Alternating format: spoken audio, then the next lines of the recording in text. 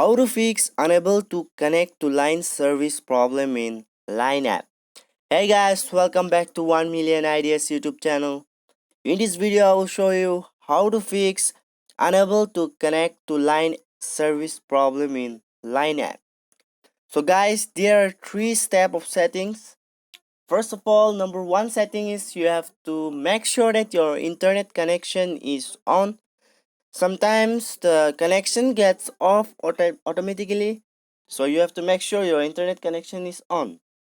And the second step is you have to go to your settings,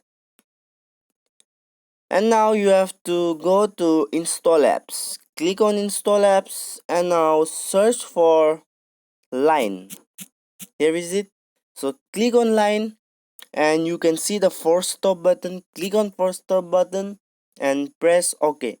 And again you have to click on the storage, and now you have to clear all the data. Press OK and go back.